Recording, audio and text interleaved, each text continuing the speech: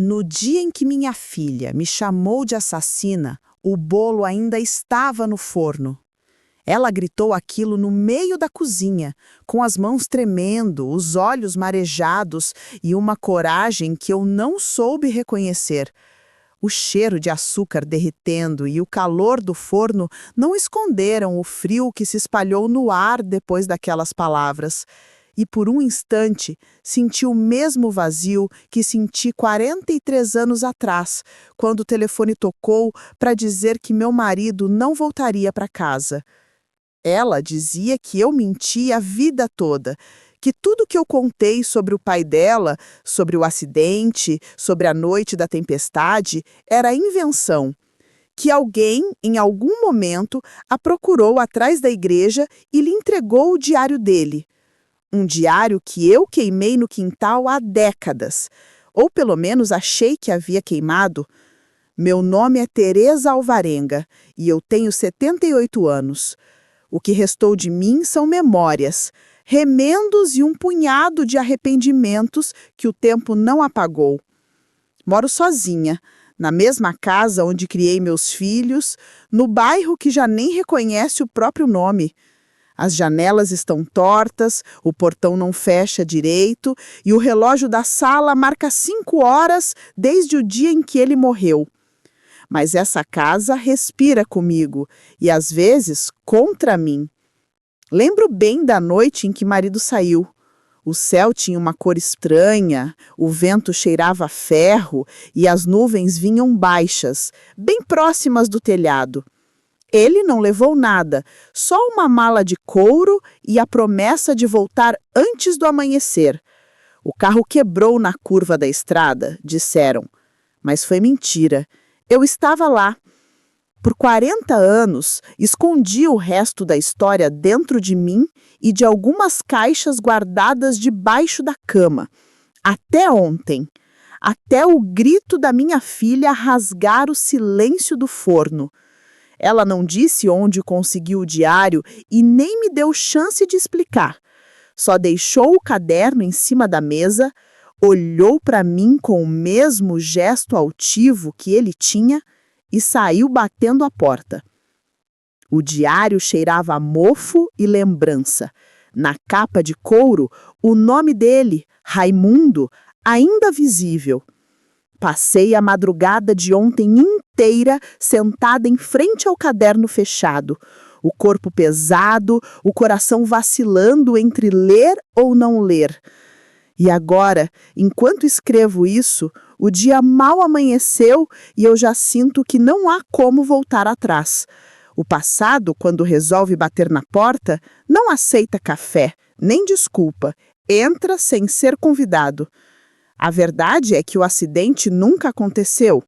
E se o diário voltou das cinzas, talvez tenha vindo cobrar o que restou de mim. Abri o diário com o mesmo medo de quem corta um curativo antigo, sabendo que o que virá embaixo nunca está curado de verdade. As páginas estavam úmidas nas bordas, manchadas de algo que podia ser café, chuva ou lágrimas.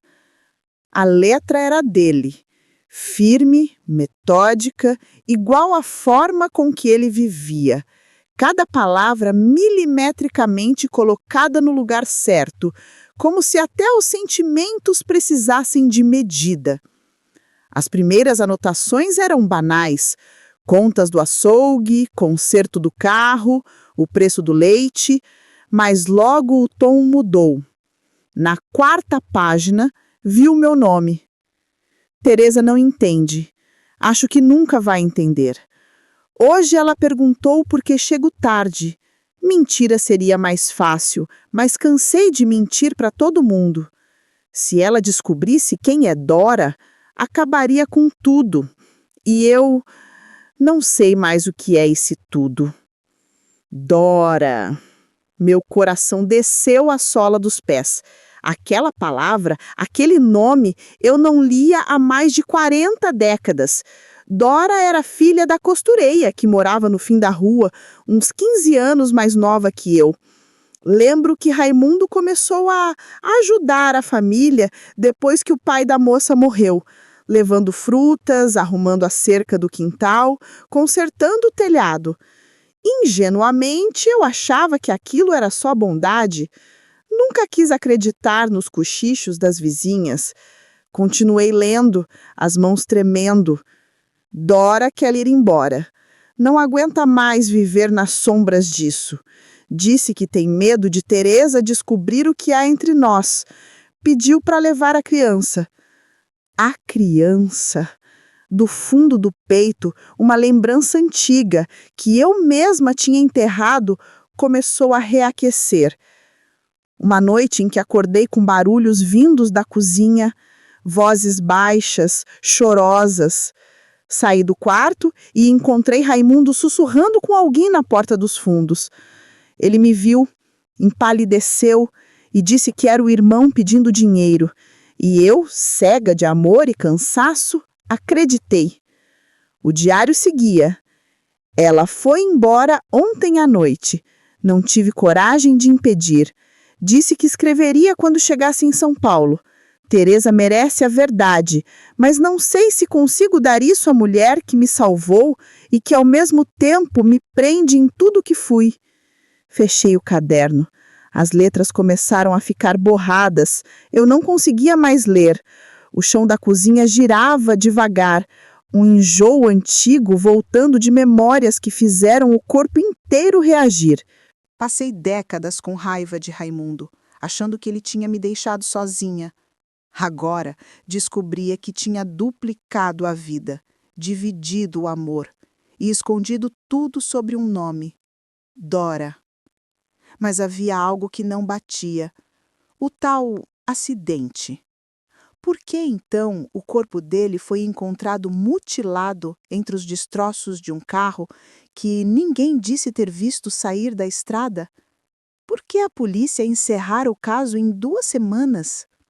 Voltei às páginas, mais fundo no diário, até encontrar a última anotação, escrita no dia anterior à morte. Ela voltou. Dora voltou, com a criança. Disse que foi um erro fugir e que alguém sabe. Pediu para eu resolver. Teresa nunca pode saber disso. O resto da página estava coberto de manchas escuras, como se algo tivesse derramado sobre o papel, ou se alguém tivesse tentado apagar as palavras logo depois de escritas. Fechei o diário de novo. O silêncio da casa pareceu crescer, encolhendo tudo ao redor. Lá fora, um trovão anunciou chuva, e o mesmo cheiro de ferro da noite do acidente começou a invadir a cozinha.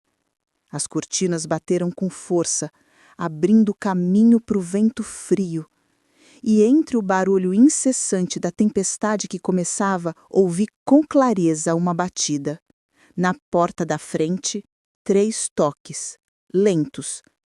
Justo como Raimundo fazia quando voltava tarde demais. Meu corpo inteiro empedrou. Por um instante não respirei. A batida veio de novo, insistente, e depois uma voz rouca, abafada pelo vento, chamou. Dona Teresa, a senhora ainda mora aqui? Demorou alguns segundos até eu conseguir responder. Quem é? A voz hesitou antes de responder, como se mastigasse as próprias palavras. Meu nome é Clara. Minha mãe mandou isto para a senhora antes de morrer. Abri a porta. A chuva cobria o rosto da moça, mas bastou um olhar para eu entender. Os cabelos castanhos, o formato do queixo, o mesmo traço de quem me fez prometer amor eterno diante de um altar. Os olhos dela eram de Raimundo. Ela estendeu um envelope encharcado, mas ainda fechado com o mesmo selo que cobria o diário. E antes que eu pudesse perguntar quem era sua mãe, ela completou com a voz baixa. Dora pediu para entregar antes de ir. Disse que a senhora precisava saber o que realmente aconteceu naquela estrada. O relâmpago iluminou o rosto dela bem quando falou o nome da mãe. O mundo pareceu suspenso naquele instante. O trovão demorou a vir, pesado, rasgando o céu como um castigo atrasado. Clara estava encharcada, o vestido colado ao corpo, os cabelos escorrendo pela testa. No entanto, ela não tremia. Nenhum arrepio, nenhum medo evidente. Só aquele olhar fixo, calmo demais para uma desconhecida que acabara de atravessar a tempestade. Entre, minha filha. Foi tudo o que eu consegui dizer. Ela passou pela porta devagar, deixando poças no chão de cerâmica. O perfume da chuva misturou-se ao cheiro do bolo queimado no forno, e por um segundo tudo me pareceu uma cena que já vivi, só que de cabeça para baixo. Clara pousou o envelope sobre a mesa. A cera estava rachada, o papel úmido. Eu temia abri-lo, mas a curiosidade era mais forte que o bom senso. Antes que eu perguntasse, ela falou. Minha mãe me disse para procurar a senhora assim que ela partisse. Faz quanto tempo que ela... Comecei sem saber se queria ouvir a resposta. 3 semanas. Aquilo me atingiu como dor antiga. 3 semanas. Dora morta, sem eu saber, enquanto o diário de Raimundo voltava das cinzas para cuspir o passado na minha cara. Peguei o envelope com as mãos trêmulas e o abri com cuidado. Dentro, um pedaço de papel amarelado e uma fotografia. Na fotografia, eu, jovem, ao lado de Dora, mais nova, segurando um bebê nos braços. O bebê era Clara. Atrás da foto, uma data escrita a lápis. 31 de maio de 1981. O mesmo dia do acidente. O bilhete, manuscrito, era curto. Teresa, se você está lendo isto, é porque o tempo achou coragem por nós. Raimundo nunca quis morrer naquela estrada. Ele tentou me proteger. Há coisas que meu pai, o Coronel Mendes, jamais quis revelar. Eu menti o quanto pude para poupar Clara do nome que a seguia. Por favor, perdoe o amor errado. Ele só queria justiça. E o que eu enterrei naquela curva não foi um segredo. Foi uma vida que os dois tinham medo de olhar de frente. Assinado, Dora. O mundo girou. Minha cabeça latejava e uma lembrança que eu não sabia mais ter voltou num clarão. O carro, o capim alto, o cheiro de gasolina e o sangue. Não de Raimundo, de alguém sentado ao lado dele. Um rosto que, no tempo, eu apaguei do sonho até virar mentira. Clara olhava para mim, esperando uma resposta que não viria. O que mais ela te contou? Perguntei, tentando segurar a voz. Ela desviou o olhar para o chão. Disse que o verdadeiro dono dessa casa nunca morreu. A frase ficou pairando por alguns segundos, cortando o ar como navalha. Lá fora, a chuva cessara, e o som que veio depois foi de algo metálico caindo no telhado. Talvez galho, talvez destino. Antônio Mendes, o pai de Dora. O coronel. Ele havia morrido antes de Dora ir embora. Pelo menos, era o que diziam. Você sabe o que ela quis dizer com isso? Insisti. Clara respirou fundo. Acho que ela queria que a senhora me mostrasse. Antes que eu perguntasse o que exatamente, ela pegou algo de dentro da bolsa. Uma pequena chave de ferro, coberta de ferrugem, presa a um fio vermelho. Quando a vi, reconheci no mesmo instante. Aquela chave ficava no escritório de Raimundo. Guardava a gaveta que ele jamais deixou ninguém abrir. Depois da morte dele, eu cadeei o cômodo inteiro. E nunca mais entrei ali. Ficamos em silêncio. Nenhuma de nós queria ser a primeira a mover o passado.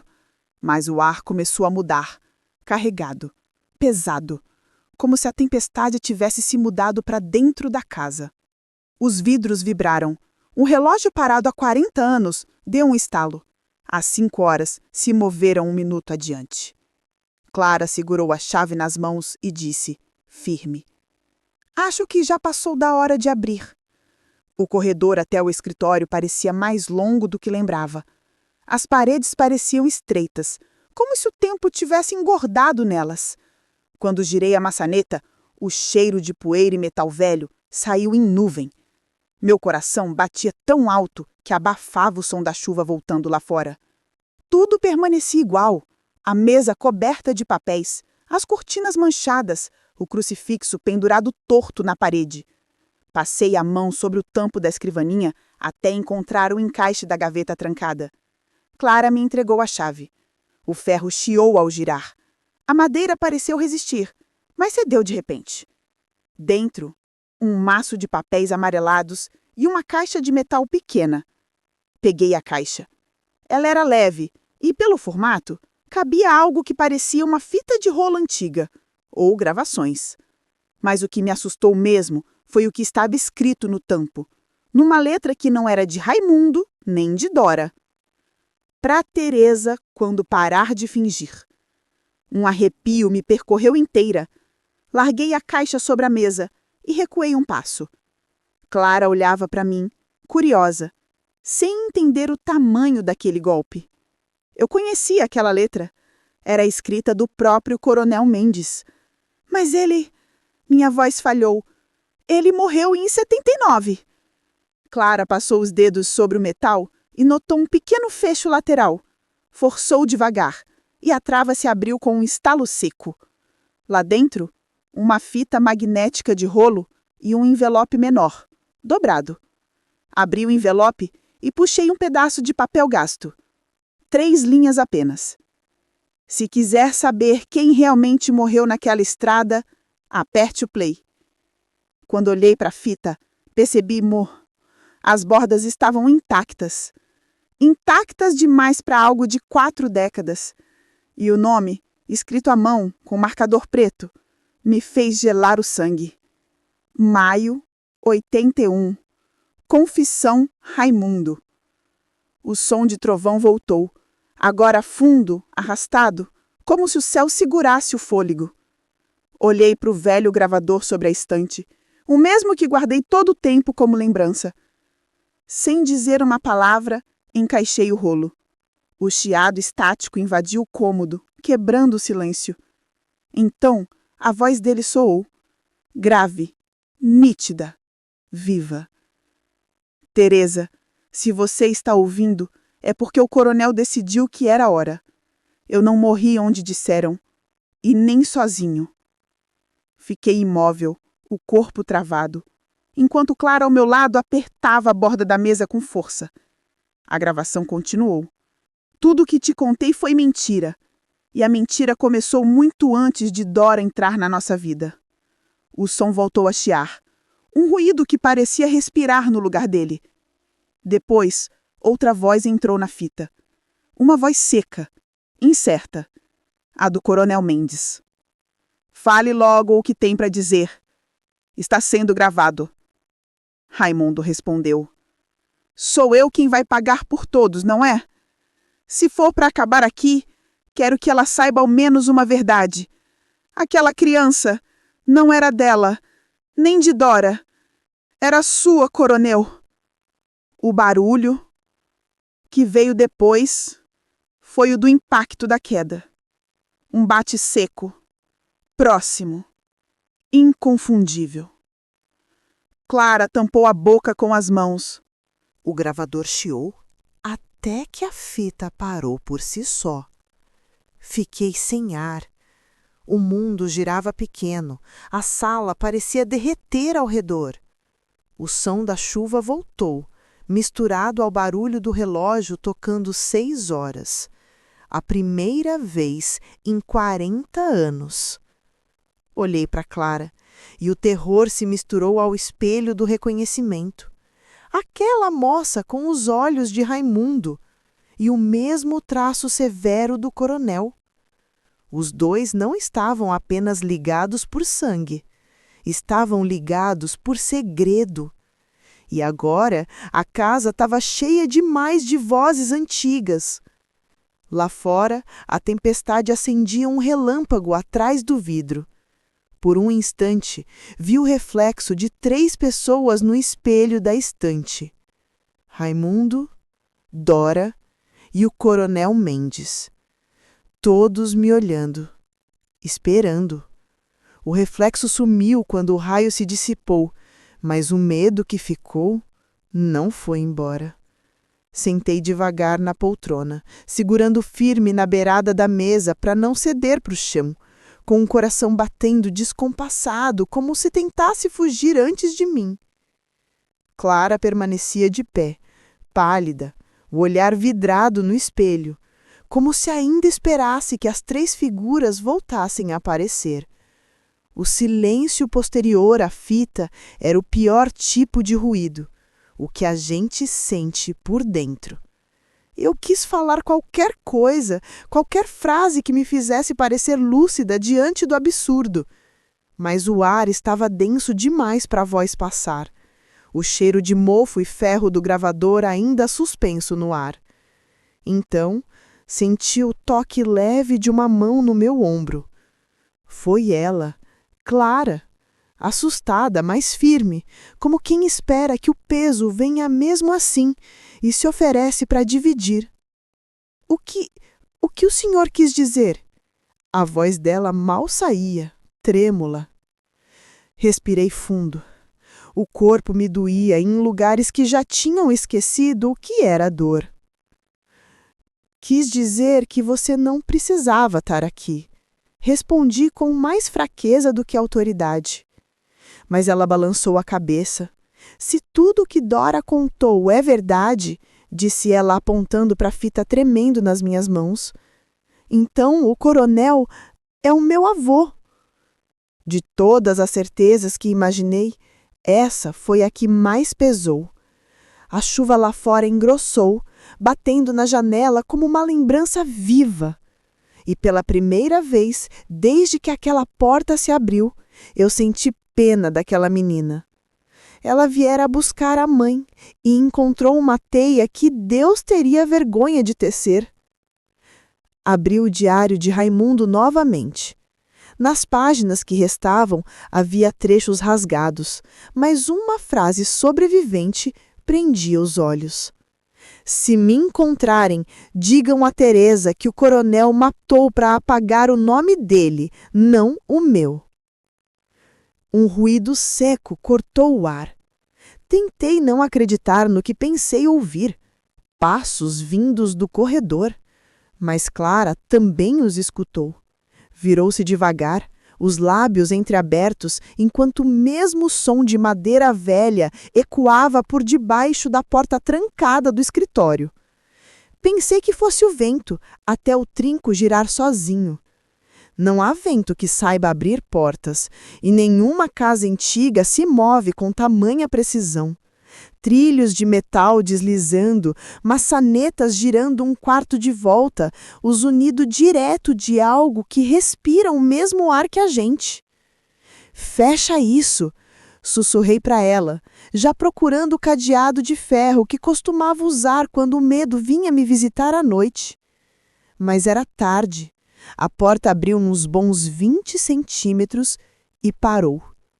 Do outro lado, o corredor escuro. Só um sopro frio entrando, forte o bastante para apagar o resto de calor que tremia na lamparina sobre a mesa. O cheiro mudou. Não era vento, era perfume antigo. O mesmo que Dora usava quando vinha me visitar antes de desaparecer. Um perfume leve de magnólia. Mãe? Clara sussurrou isso antes que eu pudesse segurá-la. Deu 2 passos até a porta, a lamparina nas mãos trêmulas. E então, sem ruído, algo ou alguém falou do outro lado, com a calma de quem esperava aquele momento há muito tempo. Clara, afaste-se daí! Não era a voz de Dora. Não era de Raimundo. Era uma voz seca, envelhecida, mas intacta na memória. A voz do Coronel Mendes. Um trovão explodiu tão perto que fez a casa tremecer. O vidro rachou como um grito engasgado. Clara tropeçou para trás e instintivamente agarrei o pulso dela. O corredor ficou completamente escuro. Só o som do vento e, entre um intervalo e outro da tempestade, o leve arrastar de passos arrasando o chão de madeira, vindo em nossa direção.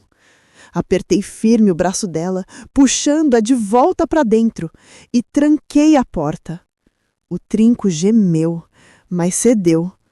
Encostei as costas nela, o corpo inteiro tremendo. Ele não pode entrar, murmurei. Mas se ele está morto, gaguejou Clara. E então a voz dele respondeu do outro lado, implacável, baixa como o próprio chão. Morto não. Eu apenas fiquei. As batidas começaram. 3 pancadas fortes, compassadas. Depois mais 2, mais curtas, como se tentasse lembrar o ritmo de algum código. Na terceira sequência, o som parou. Ao longe, um leve chiado. Olhei para o gravador, ainda com a fita parada. O botão de play havia se movido sozinho. A voz de Raimundo recomeçou, quebrada por interferências. Agora parecia mais próxima, mais recente, como se a gravação continuasse se escrevendo em tempo real. Teresa, não abra a porta. A verdade não vai te salvar. Antes que eu pudesse reagir, o chiado mudou de tom. Da fita veio um segundo som, mais agudo, ritmo demais para ser apenas ruído. Clara reconheceu o primeiro, o som de um relógio voltando a funcionar. O mesmo relógio da sala, parado há 40 anos. Corremos até ele. O ponteiro das horas girava sobre si, rápido demais, sem controle, batendo 1, 2, 5, 12 voltas completas, até parar. E então, o mesmo barulho das batidas da porta veio, agora do andar de baixo. Eu sabia onde. A garagem. O carro. O que nunca foi consertado. O carro que, segundo a versão oficial, explodiu com o Raimundo dentro. Clara olhou para mim, os olhos marejados, e perguntou o que nenhum de nós queria ter de responder. Se ele não morreu aqui, quem foi que o coronel enterrou? Desci as escadas, tremendo, ouvindo as tábuas gemerem a cada passo. A luz oscilava, e entre um clarão e outro da tempestade, o velho carro coberto de pó apareceu diante de nós. E dentro dele, o vulto sentado ao volante, de costas, imóvel, a cabeça ligeiramente caída para o lado. O corpo, ou o que parecia ser ainda vestia o casaco de Raimundo. Mas o rosto não era dele. Avancei devagar, o coração disparado, e com um toque hesitante, abri a porta do automóvel. A cabeça do cadáver tombou para frente, exibindo sobre o peito um crachá antigo, plastificado, de letras apagadas. No canto inferior, porém, uma assinatura visível o bastante para me fazer cair de joelhos. Antônio Mendes, o coronel. Ele é que foi enterrado como Raimundo. O som da fita lá em cima começou de novo. A voz de Raimundo ecoou pela casa inteira.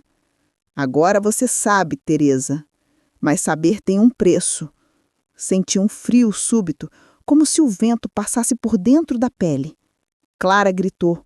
O vulto no carro ergueu lentamente a cabeça e abriu a boca num gesto impossível, de onde saiu o mesmo cheiro quente de gasolina que senti na noite da explosão. O trovão cortou o som no meio. A lamparina apagou. E tudo virou escuridão. O escuro parecia ter peso próprio. Respirei fundo, tentando entender o que era real e o que era lembrança. Mas o ar que entrou queimava, carregado de gasolina e ferrugem. Clara me puxava pelo braço, gritando algo que meus ouvidos já não conseguiam distinguir. O vulto no carro se erguia devagar, e cada estalo do corpo dele parecia o som seco de ossos se montando outra vez. O rosto, sem pele inteira, me encarava com um sorriso que não existia, mas que eu sentia mesmo assim. Empurrei Clara em direção à escada. Subimos tropeçando, os pés batendo como martelos no assoalho. O tic-tac do relógio ecoava de novo, ritmado, frenético, marcando segundos que não existiam mais. A casa viva, respirando conosco. Quando chegamos ao topo da escada, o corredor pulsava. Cada retrato antigo pendurado nas paredes tremia, como se os olhos das fotografias também tivessem voltado à vida. O gravador ainda chiava na mesa do escritório, mesmo sem energia. Na fita, a voz de Raimundo repetia entre os ruídos. Agora você sabe, agora você sabe. Corri até o aparelho e o desliguei de um golpe. Mas o som não parou. Ele vinha da casa inteira. Das paredes, do chão, das janelas. E junto dele, uma segunda voz. Rouca, arranhada, reconhecível mesmo depois de tantos anos. Teresa. Raimundo. A fala arrastada, o tom cansado e uma tristeza que nenhuma morte havia conseguido apagar. Você o enterrou, não foi? Ele perguntou, a voz ecoando dentro da sala como se saísse de dentro das paredes. Eu não tive escolha! Gritei. O coronel mataria você, mataria todos nós. E matou. O chão tremeu. Os quadros caíram. O vidro se espatifou. Clara me segurou pelos ombros, assustada, mas eu só conseguia fitá-la. O reflexo exato do homem que eu amei e enterrei sob outro nome. A voz continuou, agora calma, quase um sussurro. Eu só queria que você visse a verdade.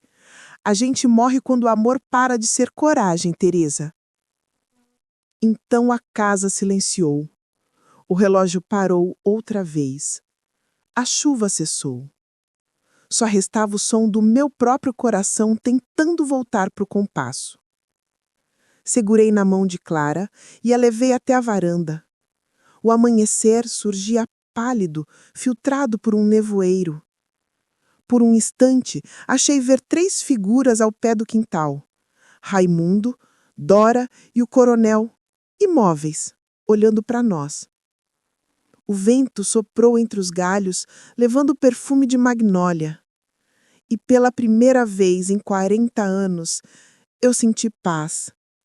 A casa respirou uma última vez antes de ceder ao silêncio completo. Olhei para Clara. Ela chorava, mas não de medo. Senti minha própria mão estremecer na dela, talvez mais fraca, talvez leve demais. Um cansaço doce tomou conta do corpo, o tipo que chega quando o tempo decide parar de cobrar. Ele já pode descansar, minha filha. Todos nós podemos, murmurei. Clara sentiu, e juntas assistimos a névoa se desfazer. Entre ela, as 3 figuras começaram a se misturar à luz até desaparecerem por completo. A fita, lá dentro da casa, deu o último estalo antes de se desfazer em silêncio. O cheiro de gasolina sumiu. O sol nasceu inteiro e o som que restava foi o das andorinhas voltando ao telhado. Tudo, enfim, parecia como devia ser. Fechei os olhos. A casa dormia comigo. Se essa história te emocionou, escreva amém nos comentários, curta o vídeo, inscreva-se no canal e compartilhe com todos os seus amigos. Que todo segredo encontre um dia o descanso que merece.